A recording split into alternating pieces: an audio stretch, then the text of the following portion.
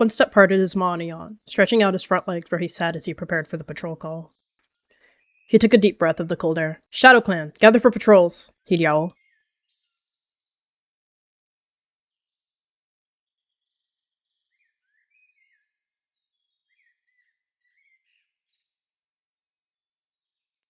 He waited for the cats to gather, his whiskers twitching as he planned for the patrols on his head. "Bearbite, I want you to lead a hunting patrol. Try to hunt at the far end of the marsh. We haven't taken advantage of the frozen streams for frog hunting. Take Dovewhisker, Oakburn, and Bayou with you." The Molly nodded at the instruction. "Dune-Ear, lead a border patrol with Nightshatter, Batwatcher, and Larkshine. The rest of you, find something in camp to occupy yourself with. Mentors, train your apprentices." He tapped his tail on the rock in dismissal. He stood, shaking out the anxiety in his pelt as he repositioned himself on the rock.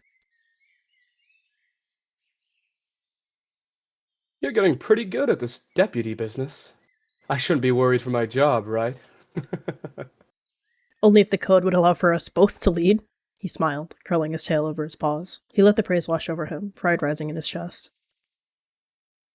If only indeed. He'd pause for a moment, sitting down.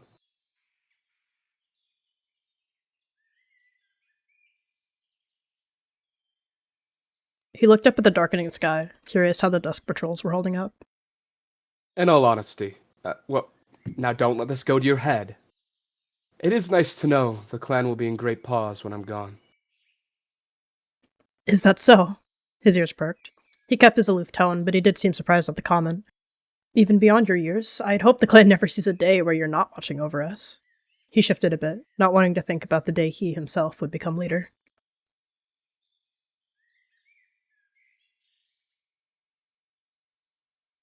His ears perked. "Bearbite." "Onestep," the Molly mewed, approaching to the leaders. "I have my report for the hunting patrol." "Go on." "It has been a successful hunt. Plenty of prey. It's scattering beneath the muddy dirt. Each clanmate managed to bring 3 prey in the raw." "That's perfect." He dipped his head. "Thank you." She nodded, dismissing herself. "On the topic of patrols," he turned his head back to Toadstar. Ah, yes. His ears perked. "Would you mind sorting the dawn patrols?" His tail tip curled. "I'd like to take Hoodpot out before sunrise." Ah, of course, of course. I'm certain I can handle that for you. Consider it done. "Thank you." He blinked at Toadstar in appreciation. He nodded his head to dismiss himself, intent on sleeping away the last few hours of nightfall.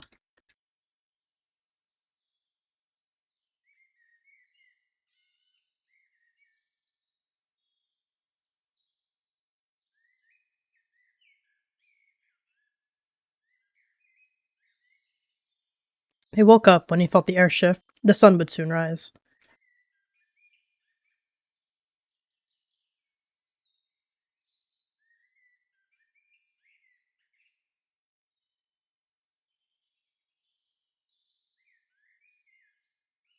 "Who'd paw?" he meowed, curious to see him awake. "Ah, Onestep." He cleared his throat, sitting tall, sitting in his chopped job of a moss bed. "We're going to train early. I want you to see the sunrise." "Ah, of course. That would be perfect. I'll make sure to be up just on time, like the best apprentice I am here would do." "I meant now," he turned, waiting for him to follow. "Oh."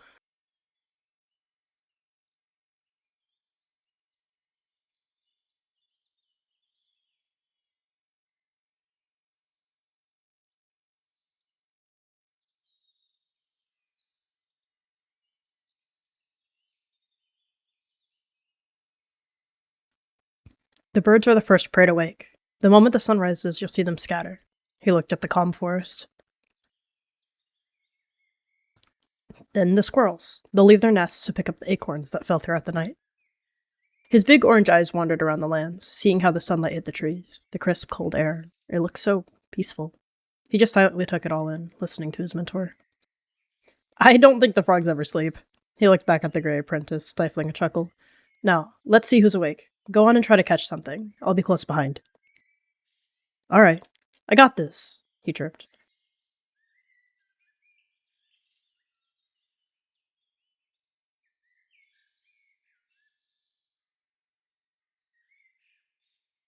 His eyes narrowed to the rabbit. He got into position.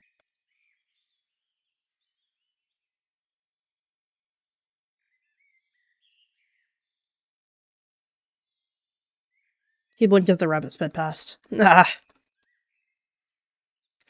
Darn it again! He hissed. His paws stumbled. Again! Hey, it's okay. He gave Hootpaw a soft look. You just woken up. Keep going. Your paws will get used to the forest soon. Right. At least I didn't hit a tree this time, he huffed, trying to calm his temper.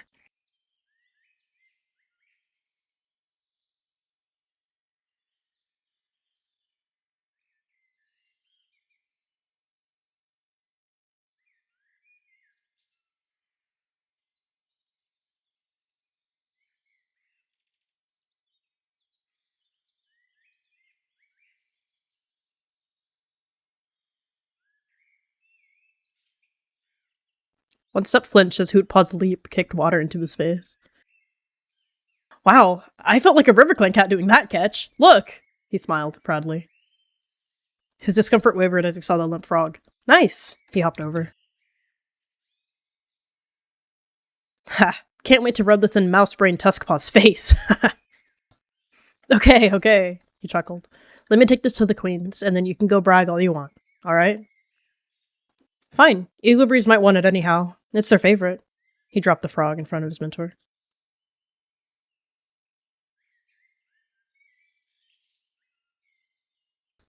Get back to camp soon. He nodded to the Grey Tom and patted off.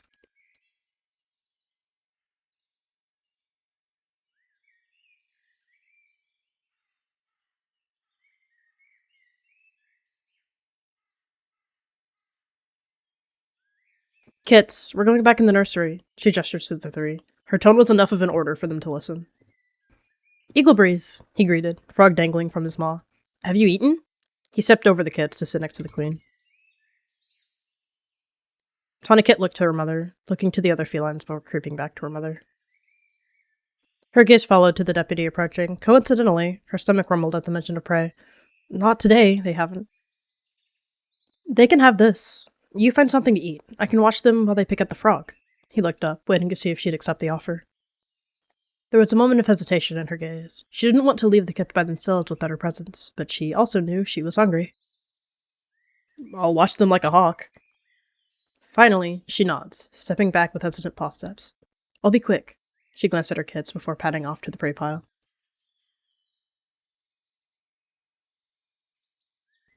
He dropped the frog gently. Hootpaw caught this. Barkit eagerly started picking away at the frog. It was probably his favorite. She sniffed it. The smell seemed nice. She took a nibble and then purred loudly at the taste. And then, seeing his siblings eat the prey, Hazelkit squeaked. When Hootpaw gets back, you three should tell him how good his frog was. He leaned down, sniffing the frog. Ew. Barkit nodded, although his mind definitely didn't take any of that in. Tourniquet nodded, a smile forming on her face until she noticed the massive cat's paws. She crept forward to them, curious.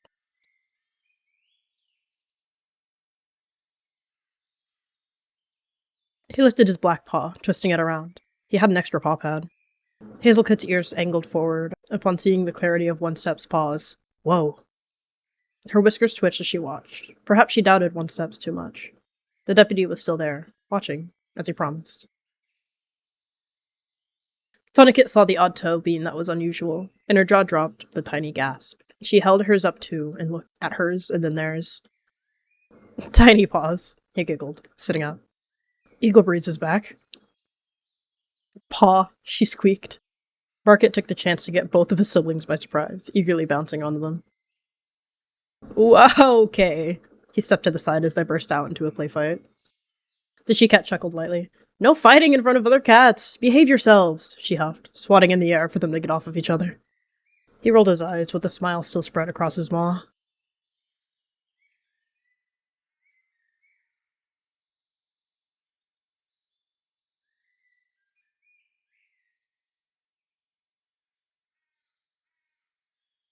He sat for a bit, watching the kit scurry off. It was a frog, not a toad! He huffed, again. Okay, I guess I hadn't seen it. Is it in the pile? He poked Hoopaw. No! He jumped. The kids really like your frog. He spoke intentionally loudly so Tuskpaw would hear.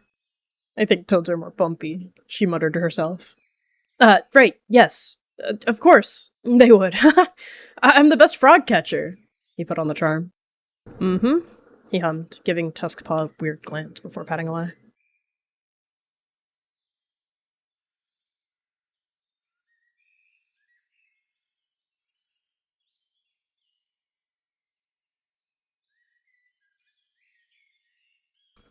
Toadstar? He'd sit up at the side of his deputy. Come in, come in.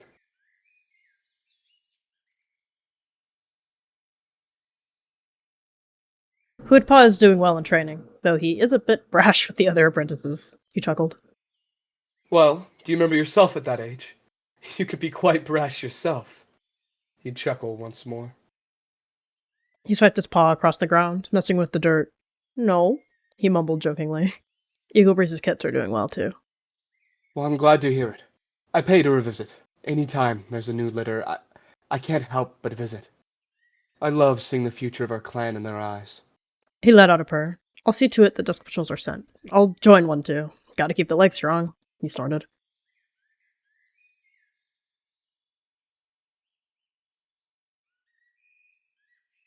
Don't work yourself too hard, and don't stay out too long.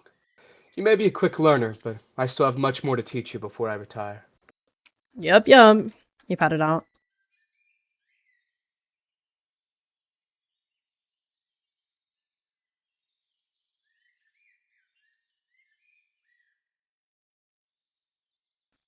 Sunpass, he greeted awkwardly. Why was she here? No one was here, so I got bored and I sat here. She chuckled lightheartedly. I'll leave. I just wanted to be a bother.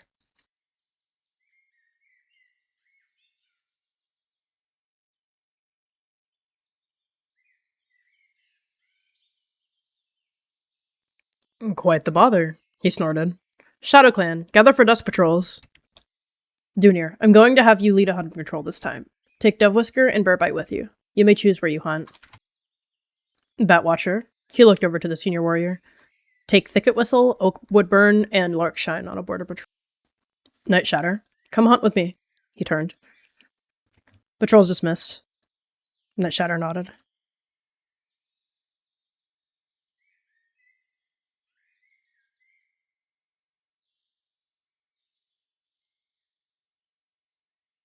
He sniffed the air. Hunt where you wish. He looked over the land, curious. Alright. Night Shatter scented the air for prey. His whiskers twitched. He didn't get to hunt alone often, though he did feel bad bringing a cat out just to send them away.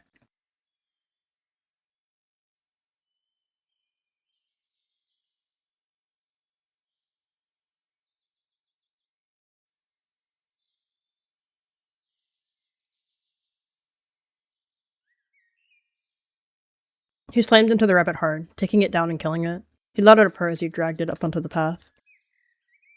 He looked up as tiny snowflakes began to fall. Time to go back to camp, he thought.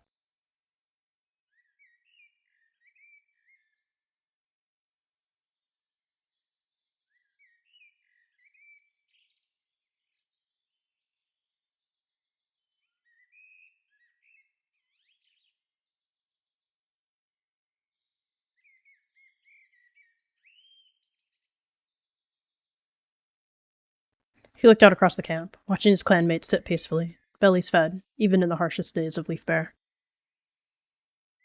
His ear flicked as he watched the snow. It gathered oddly on the ground. He sniffed the air, hopping down into the clearing.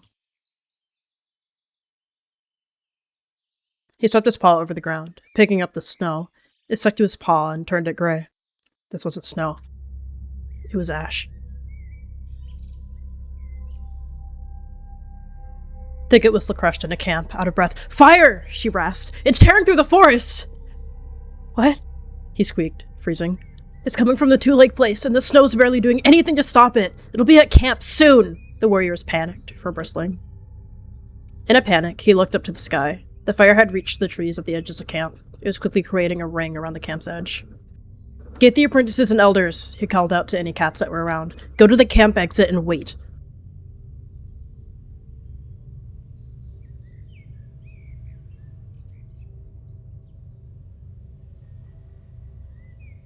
What's going on? I'm hearing a lot of ruckus out there. There's a fire coming from the ThunderClan border. We need to leave now. A fire? He quickly padded out to see for himself. He went to speak, but his entire body jolted as he heard a loud crash. He felt the ground shake beneath his paws. He stumbled from the crash and rose up quickly, eyes quickly darting around. He gave a horrified look to Toadstar before running towards the sound. Eagle Breeze let out a distressed yell, staring in horror at the covered entrance. No! She wails, sprinting to claw at the large bark. Oh my star clan, is there anyone inside? The nursery was trapped by a very large fallen tree. His eyes widened at Eagle Breeze, desperately trying to claw at the tree. Where are your kits? He yelled. Tears covered her sides as she heard the voices of other cats. She turned, facing the two with horror in her eyes. They're, she pants, inside the nursery. I left them to keep them safe from the fire, but I'm small enough. I can try to get them. Onyx stepped in, wanting to help. Get out of here! He yelled harshly to the apprentice, unintentionally. He jumped onto the log, trying to wedge himself between the log and the top of the nursery, where he could see only a tiny gap. Please get them out! She sobbed, tears welling in her eyes. She couldn't lose them. They're all she had left. He tried to shove his head in it, but he could feel his skull pressing against nothing but stone and wood. He saw the kits through the tiny gap. They were horrified. Toadstar quickly grabbed Onestep by the scruff and pulled him off. Stop it! Eagle Breeze, you have to come with me. It's not safe here. She pulled the she. What do you mean, stop it? He screeched. There's kits in there. I can get them. I just need... You'll die if you try to save them. His pupils narrowed to slits. I don't care, he hissed. 3 lives for mine. He tried to push past Toadstar again. He'd shove back harder. You're our clan's future. I can get them. You need to go with the others to safety. His eyes flicked from Toadstar to the log. The base of the log, now ash, had caused it to fall. The fire was now crawling up the base of the log, welcoming the flames into the camp. How many lives do you have left? More than you. Now go! He hopped up quickly and ran towards the gathered cats. He had to lead them if Toadstar was to stay and help the kits.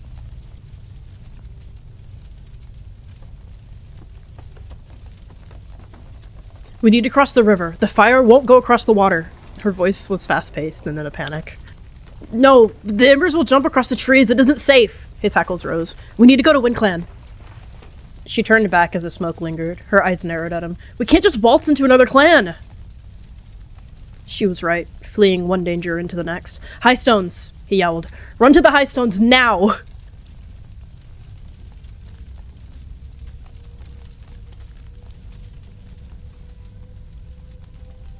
He looked to the camp entrance, still no sight of Toadstar.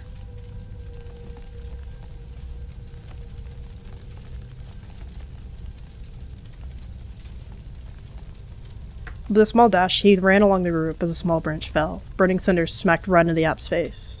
But burns hit his pelt in a burning pain. He yowled. Ouch. Onestep ran up. The tree above him was nearly falling, that's why the embers were crashing down. He stepped over the apprentice and crouched down. He shielded Hoopaw with his body, burning embers landing and sinking into his pelt as the tree crashed against the forest floor. He cried, stumbling up with his mentor. It burned. Felt it rip into his pelt like claws. He whimpered, trying to move his body. Once the tree fell, he shook the ash from his pelt and picked up Hoopaw by the scruff.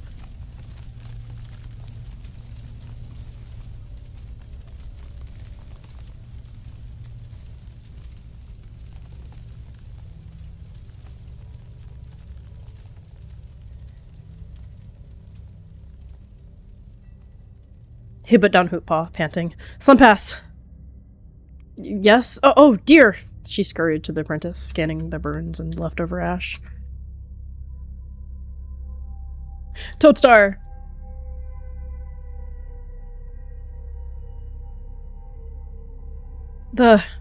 He looked up and down Toadstar. The kits. There was nothing that could be done. His eyes, that used to be so full of light, now lay dull. He looked down at Toadstar's paws. His claws weren't wrenched or battered. You didn't try, he wailed. There was nothing to be done. He stood firm, his eyes trying to hide the pain. Eagle Breeze trusted us. His throat began to ache. If you tried to save them, you would have died. And where would ShadowClan be then? But... My role as leader is to prepare you to take my place. But there's some lessons only time can teach. I'm sorry. There was nothing to be done. Please know, Fueless and I hurt most at their deaths. Please know I would have done anything to save them. Please. There was simply nothing to be done, he said, almost trying to dull his own suffering. Onestep swallowed the pain in his throat, both from his burnt body and aching heart. I believe you, he said, lowly. The clan needs you. Please greet them and tell them it's okay. I can't. Of course. He dipped his head and patted forward.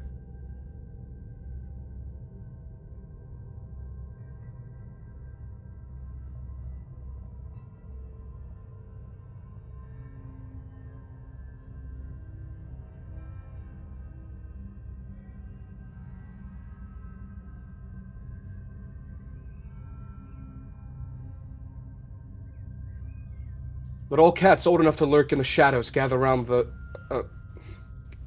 me. For clan meeting.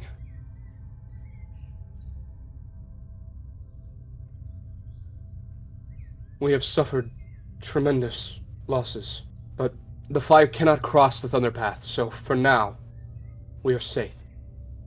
Please rest and tend to your wounds. We will see this through. For now, please look around.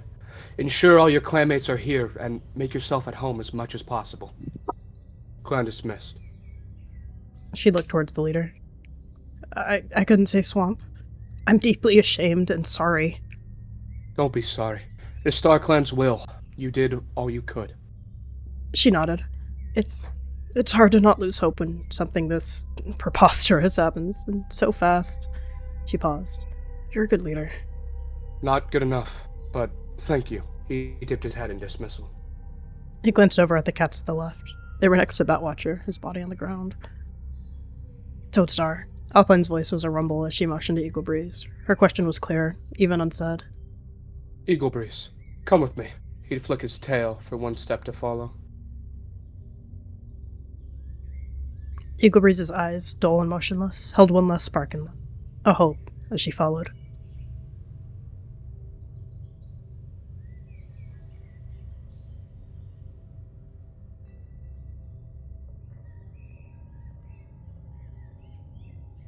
Onestep averted his gaze, though his eyes only then caught the side of their territory engulfed in flames. He wasn't sure which sight was worse. He paused. His maw opened, but his throat ran dry. Your kits did not survive. I'm sorry. I'm so sorry. Onestep felt his body go numb. He wasn't sure he was actually here. They're all I had left. Her voice quivered as she felt a hole widening in her chest. The air was thick, suffocating even. There was silence for a moment. That silence turned into rage, agony, and despair. Tears welled in her eyes as she swatted at the leader. You left them! She cries out, repeating. You were supposed to help them! Onestep stood and outstretched a paw, but hesitated, staying still as the sheep broke down. Toadstar said nothing, did nothing. He simply placed his tail on her back. The queen let out yells of despair, but her energy started to dwindle. Her paws, previously making contact with Toadstar's fur, laid flat on the ground as she sobbed endlessly. You were supposed to help. I know.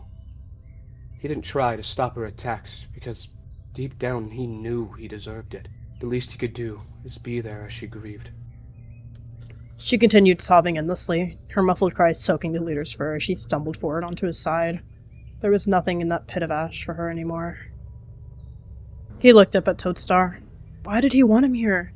He wanted Onestep to see this. Was this a lesson to be learned? Maybe. Probably. But his mind was far away. He swallowed and turned away.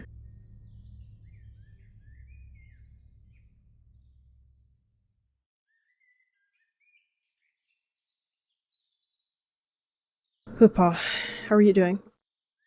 Better. The moss helped. I regret getting up from my spot, but we learn. Does it look bad? His eyes were constantly twitching slightly. He didn't even know. You look alive, he replied. That's all I care about. Good. That's good. Thank you, Onestep. I know if you were not there, I would have froze and let the flames take me. It's okay. He didn't even have words. There were no words. I could comfort a cat at a time like this. It's okay. He let out a cough, the air turning colder as the moon made its place in the sky.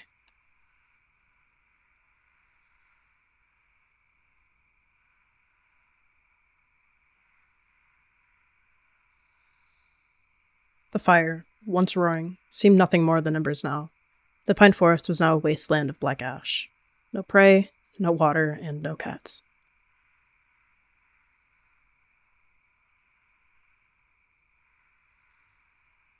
Fear yowls, but strength roars. He blinked back into reality. What? Just something an old mentor of mine told me long ago. I never understood it much until far later in my life. Need a cough. He flinched. It seemed like nothing but nonsense now. The fire is gone, but there's nothing left. And what becomes of us? He swallowed. For once, instead of leading alongside Toadstar, he felt like he had nothing. He was hopelessly searching for hope in Toadstar's eyes. We journey on. Yes, there is little left of our camp, but there are still many of us. As long as we have hope in ourselves and in each other, we can start anew. No matter how bad it gets. Never give up. The prey. There's nothing for us to eat. No water. So we rely on our fellow clans. I'm not too prideful as to watch us suffer when we could ask for aid. The forest will heal. We'll just have to help it along. He looked over at Toadstar. If he believed something, then it was true. If it wasn't, the clan never would have gotten this far. Okay. He let that sinking feeling go. The air, now free from ash, filled his lungs as he forced himself on his paws. At sunrise, we will go back to camp and inspect the damage. We'll go from there. He dipped his head in agreement.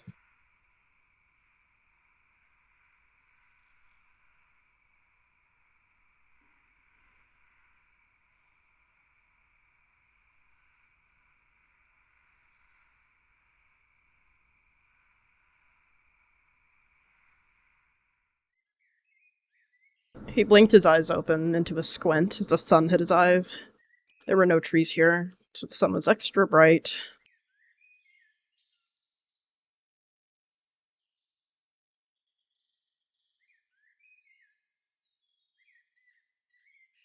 ShadowClan, gather! He called.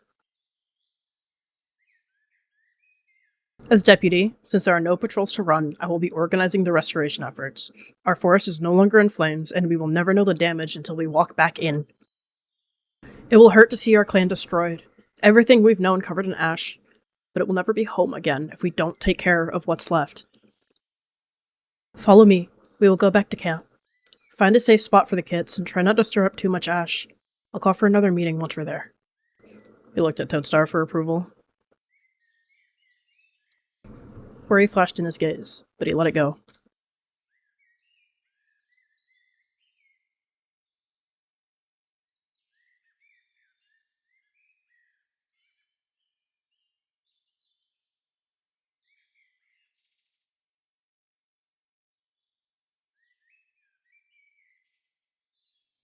Once green, brown, and yellow, the camp was now black and gray. There was a semblance of what was, though. The rock still stood, and there was grass struggling to peek through the soot.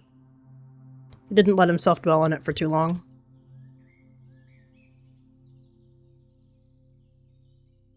Okay, we need to focus on necessities first. Comfort will come later. He looked to Toadstar as he approached. Leopard Tongue, Holy Shade, and Night Shatter. Collect moss by the river's edge by 4 trees and soak them in water. Quiet Stride. Make a bed of oak leaves to collect the moss on. This will be our water until the streams replenish. We will have a water patrol twice a day. Thicket Whistle, Dunir, and Bearbite. You will be our hunters. Find land with signs of prey. If there are none, we will seek help from the other clans or hunt again at high stones. We will not go hungry. Everyone else, we need to fix our dens. Clean out the ash, branches, he nodded to himself. Reweave the bracken. This will take a long time, but we have the paws to do it. Every one of you.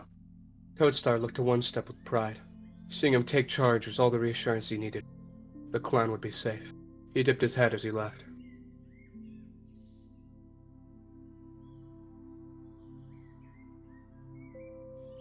In the fire, we lost beloved clanmates, he continued. Eagle Breeze's kits, Bark Kit, Hazel Kit, and Tawny Kit. Swamp Pelt, the clan's last elder, and Batwatcher, a senior warrior. He lifted his head. Many of us are injured, some more than others, but we are alive, and our camp will soon show for it. Now, let's rebuild ShadowClan.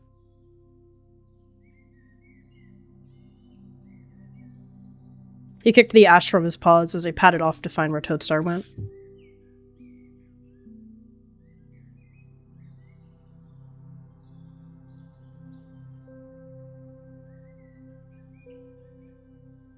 They're fixing the dens.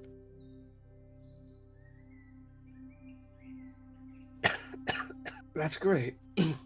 Your cough hasn't lessened. Should I fetch Sunpass? Don't bother. I reckon... I reckon there isn't much that could be done.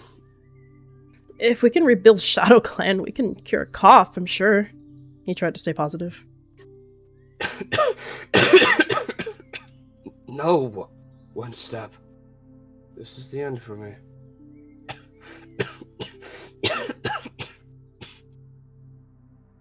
What? No. We made it back to camp. We're home. We're safe. You're safe. He choked. You said you had more lives. Nothing I said would have kept you from trying to save those kits. Nothing. Except a lie. Please. Please forgive me. He took in a breath. Was this just another one of his lessons? Lying for the better of the clan? He didn't know how to feel. He just blankly stared at Toadstar as he coughed. Please. All of his reasoning faded when he saw the sorrow in Toadstar's eyes. He didn't want his last moment to be one of regret. He stretched out a paw and pressed it against the leader's cheek, supporting his head as he looked into his eyes. It's okay. You protected your clan, and you protected me. I could never thank you enough for what you've taught me. He tensed as he felt the weight of the leader's head press against his paw. He slightly lowered it as the life began to drain from Toadstar. I forgive you. He slowly lowered the leader's head down into the nest. I forgive you, he repeated, almost as if he'd hoped Toadstar would reply this time. He stood, taking a deep breath, again. He would lead this clan back to where it had been before, happy, safe, and fed.